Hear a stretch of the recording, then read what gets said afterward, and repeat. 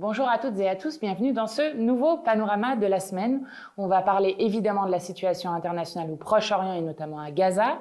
On va parler de l'élection au Sénégal. On va parler du programme de sang et de larmes que nous annonce Emmanuel Macron avec une nouvelle vague d'austérité comme n'en a jamais connu le pays. On va parler du déplacement dans les Antilles et du droit à l'eau. Et puis, on va parler de la niche parlementaire des écologistes qui arrive le 4 avril, où on va reparler prix plancher et congé menstruel. Générique.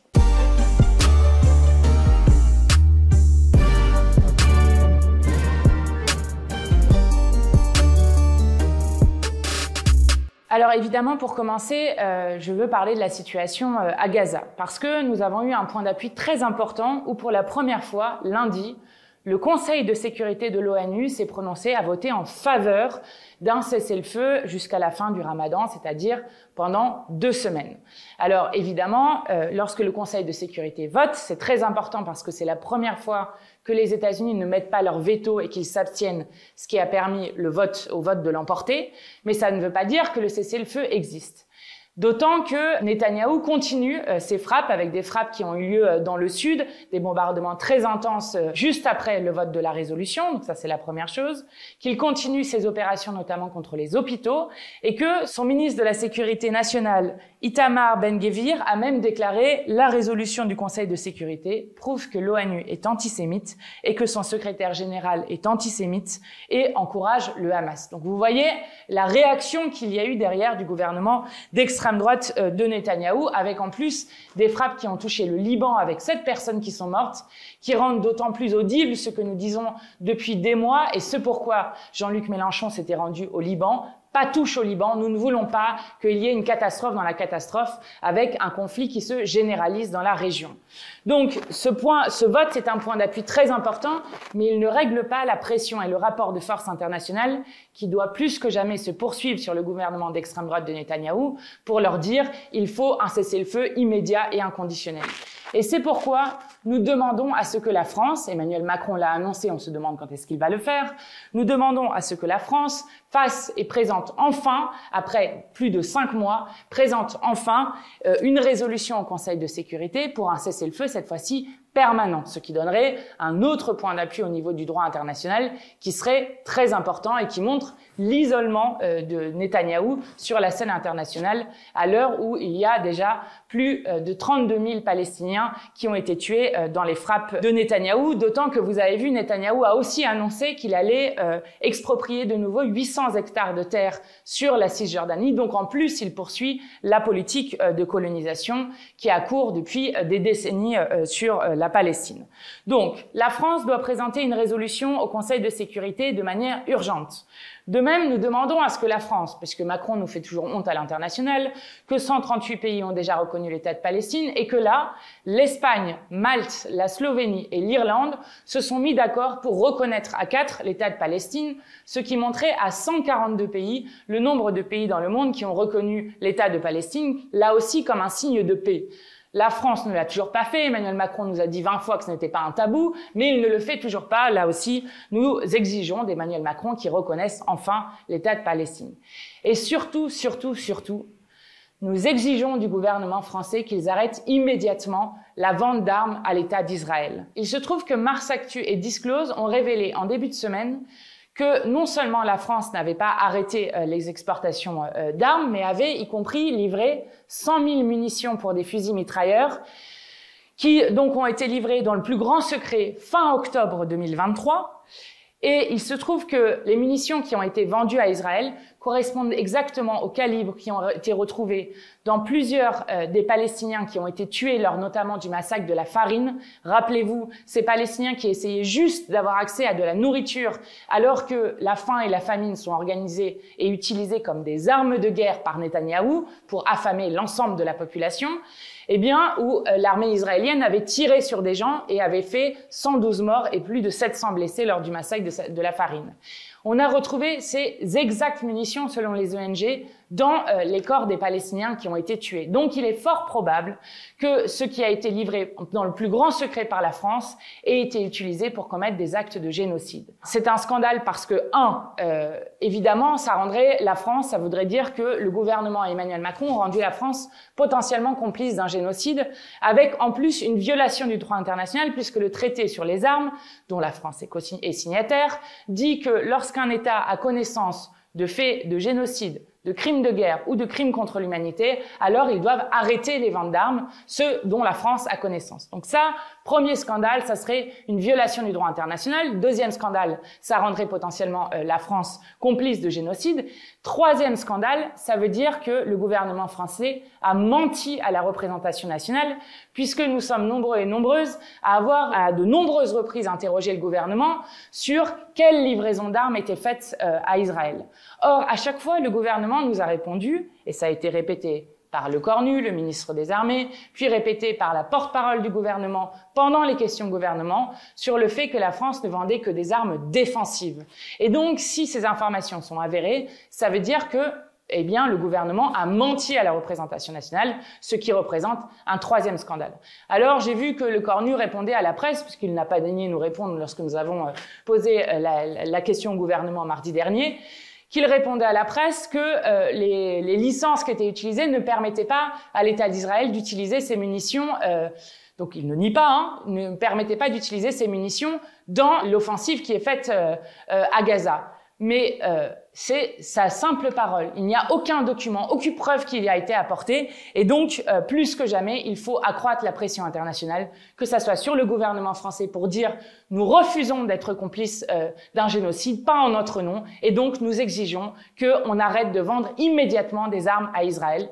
Et c'est pourquoi il est important d'être présent en nombre à la manifestation ce samedi et à toutes les manifestations qui suivront pour continuer à mettre une pression internationale maximum sur Netanyahou et que, enfin, ce bain de sang se termine à l'heure où les Palestiniens n'en peuvent plus et où la famine est l'endroit, Gaza est l'endroit où la famine est la plus importante dans le monde entier.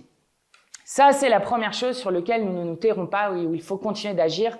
Et j'étais à une manifestation, à un événement organisé à Ivry cette semaine, où nous étions en Zoom avec des Palestiniens de Cisjordanie et de Jérusalem qui nous ont redit à quel point ils regardaient l'ensemble des manifestations qui étaient faites. Donc rien n'est jamais en vain. Et si l'isolement international de Netanyahou continue, c'est notamment parce qu'il y a des mobilisations des peuples entiers partout dans le monde. Donc plus que jamais, il faut continuer. La deuxième chose très importante sur l'actualité internationale, c'est évidemment l'élection au Sénégal.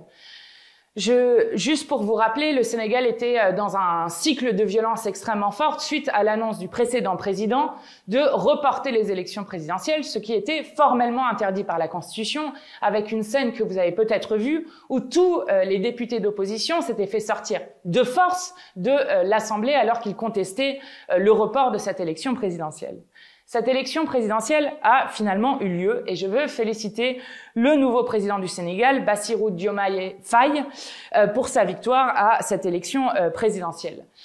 C'est une leçon démocratique au monde entier parce que le peuple sénégalais a ainsi repris sa souveraineté sur son avenir, ça c'est la première des choses, et a réussi par les urnes à récupérer la démocratie et donc l'état de droit en ayant raison des tournants autoritaires. Donc là aussi, j'envoie toute ma solidarité et mon soutien au peuple sénégalais. On suivra avec attention ce qui s'y passe dans les prochains mois. En tout cas, vraiment, je crois que c'est une leçon au monde entier, comme l'avait fait d'ailleurs la Bolivie après un coup d'État qui avait été fait, où en seulement 10 mois, par la mobilisation, par le peuple qui s'était déplacé aux urnes, ils avaient récupéré la démocratie. C'est assez rare pour le noter. Troisième sujet dont je voudrais vous parler, qui est un sujet qui va nous occuper pendant les prochains mois, c'est le tournant austéritaire qui est annoncé par le gouvernement.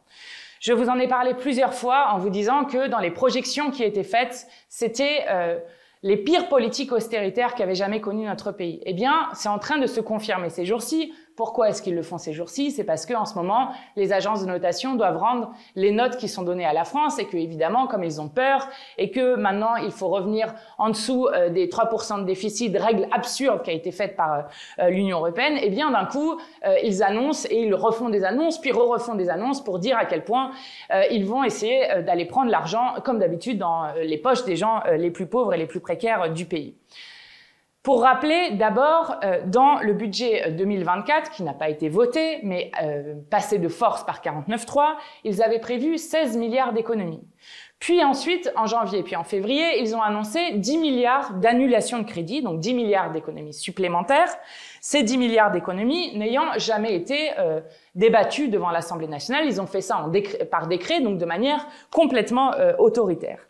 Puis ensuite, ils ont annoncé en mars qu'ils allaient faire de nouveau 20 milliards d'économies supplémentaires sur le budget de l'année prochaine. Ça veut dire qu'en moins de 2 ans, ils nous annoncent 46 milliards d'économies. Alors évidemment, comme d'habitude, c'est toujours dans la poche des mêmes qu'ils vont chercher, puisque je rappelle que la France détient des tristes records, notamment la France a 43 milliardaires dans le pays, mais pour la première fois, l'homme le plus riche du monde et la femme la plus riche du monde sont tous les deux français.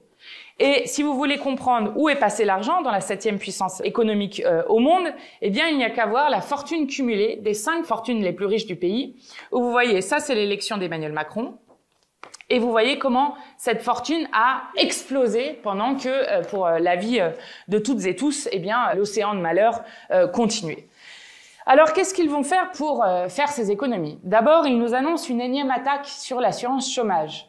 Je le rappelle, l'argent de l'assurance chômage n'appartient pas à l'État. Il est géré par les syndicats de travailleurs et les syndicats du patronat. Donc, déjà, ils n'ont pas à toucher à cet argent. Ça, c'est la première des choses.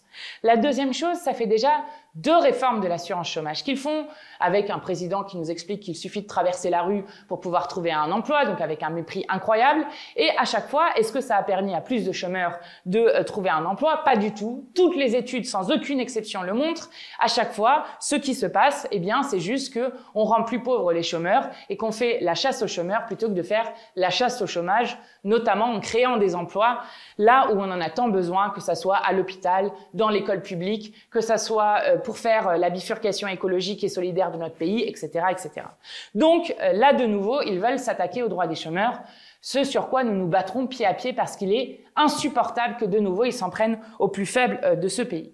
Et puis, ils reviennent avec quelque chose sur lequel on avait alerté pendant la campagne présidentielle. Jean-Luc Mélenchon avait fait beaucoup de discours sur cette question et à chaque fois on nous traitait de menteurs. Eh bien, nous n'avons pas menti puisque c'est ce qu'ils envisagent vraiment sérieusement. Qu'est-ce qu'ils envisagent? De faire une TVA sociale. Alors, je ne sais pas pourquoi ils l'appellent sociale, je vais vous expliquer. Le but, c'est de dire qu'on va changer le financement de la sécurité sociale, qui ne sera plus abondé seulement par des cotisations patronales et des cotisations salariales, qu'ils vont baisser. Donc, vous aurez l'impression d'avoir un salaire un petit peu plus important, puisqu'il y aura moins de cotisations sur votre salaire. Mais ce que vous aurez un petit peu en plus, eh bien, déjà, vous le perdrez en prestations maladie et en prestations vieillesse qui seront dégradées. Donc, vous le perdrez sur ce qu'on appelle le salaire tout au long de la vie, le salaire différé. Ça, c'est la première chose. Et puis, la deuxième chose, pour combler le trou, du coup, on augmentera la TVA.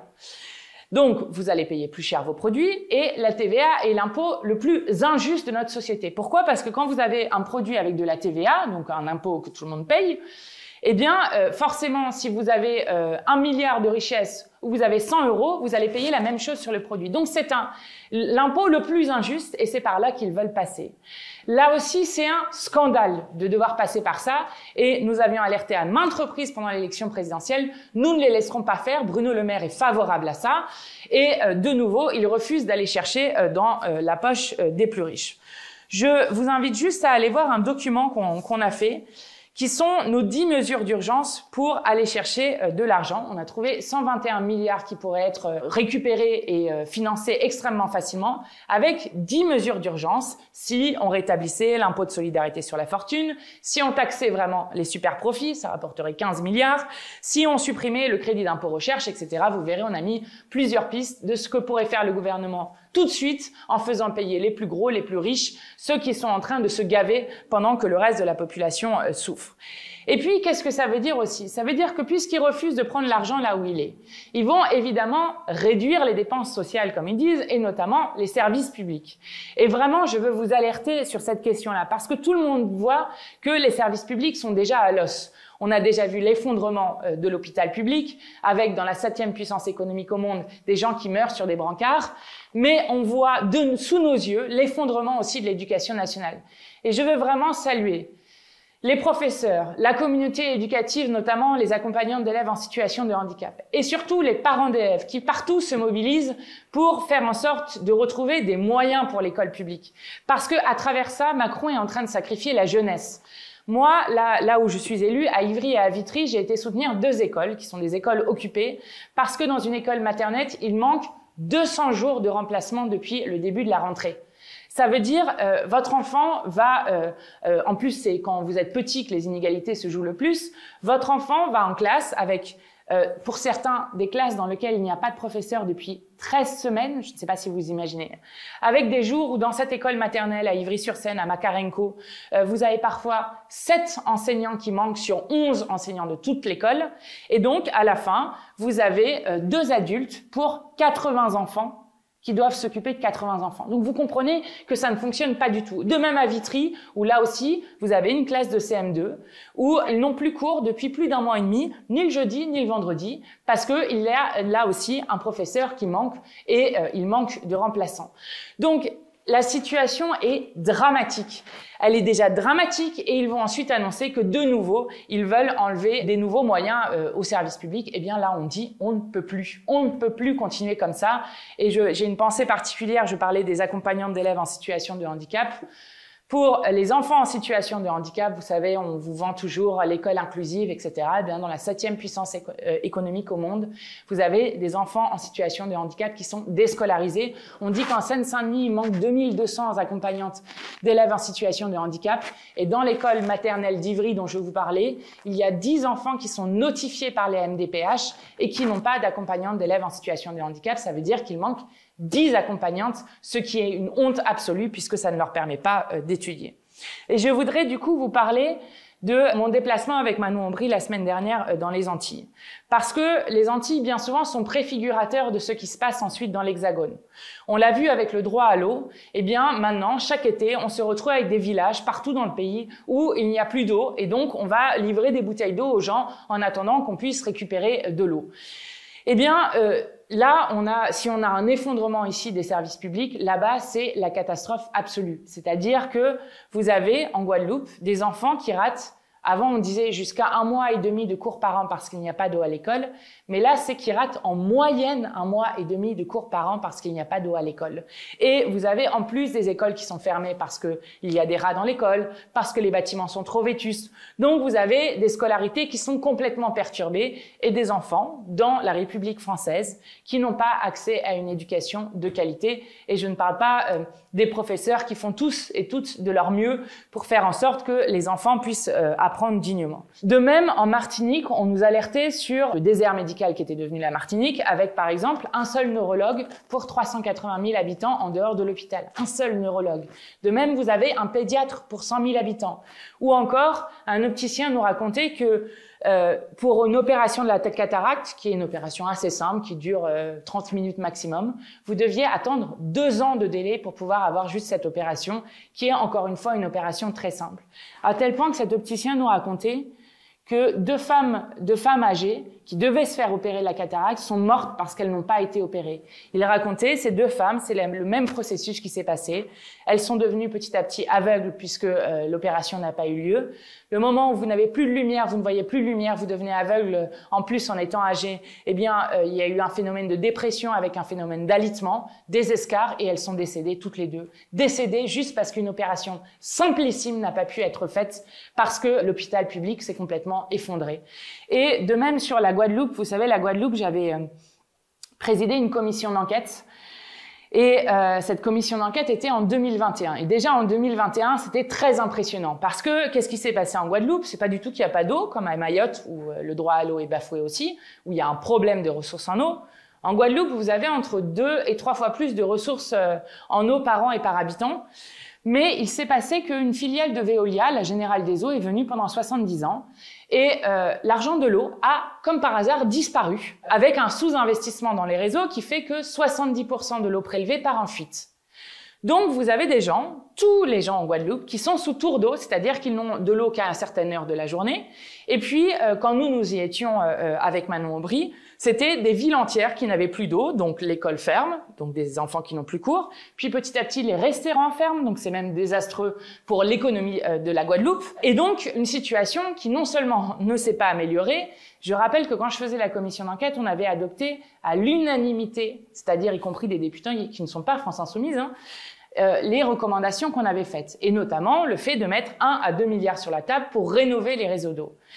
Eh bien, aucune de ces recommandations n'a été suivie. Depuis, l'ONU, à plusieurs reprises, a pointé du doigt la France sur le non-respect du droit à l'eau, notamment en Guadeloupe.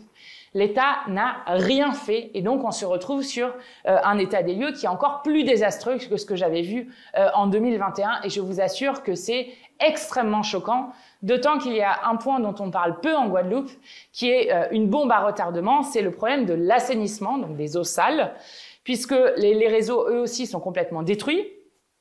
Et donc, on va se retrouver d'ici à 7 ans à peu près, c'est ce que nous disait l'Agence régionale de santé, avec aucune eau de baignade qui sera d'excellente qualité en Guadeloupe. Ça veut dire là une bombe sanitaire et puis une bombe économique aussi pour la Guadeloupe, puisque c'est une grande partie, le tourisme aussi, du développement de la Guadeloupe. Donc c'est catastrophique.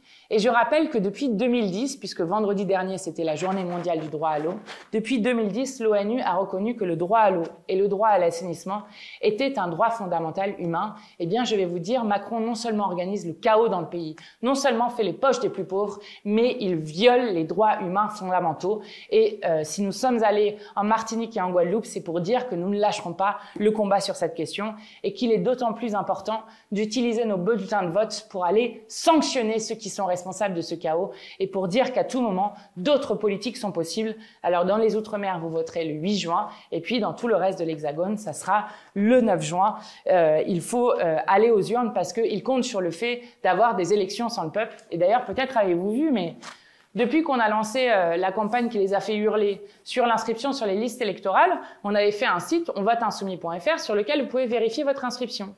Eh bien, qu'est-ce qu'ils ont décidé ? Que maintenant, on ne pouvait pas vérifier son inscription avec juste son prénom, son nom, sa date de naissance, son lieu de naissance et l'endroit où on habite. Maintenant, il faut être connecté par France Connect. Donc, ils mettent un frein supplémentaire pour vérifier l'inscription des gens. Pourquoi? C'est simple. Vous prenez l'argent aux gens, vous leur détruisez leur vie, vous leur pourrissez la vie avec la politique que vous menez. Bon, bah, évidemment, vous n'avez pas envie qu'ils reviennent aux urnes vous sanctionner. Donc, ne faites pas le cadeau de votre abstention à Macron et à Le Pen. Continuez à aller voter et à faire inscrire les gens. C'est jusqu'au 3 mai. Et puis, enfin, je voudrais vous parler d'une dernière chose qui va bientôt arriver. Puisque, vous savez, on n'a qu'une fois par an la possibilité de choisir l'ordre du jour de l'Assemblée. Jeudi prochain, le 4 avril, c'est la niche parlementaire du groupe des écologistes à l'Assemblée nationale. Et ils ont repris notre texte sur les prix planchers. Vous savez, c'était pas passé à 6 voix près, c'était à la fois les prix planchers et puis l'encadrement des marges.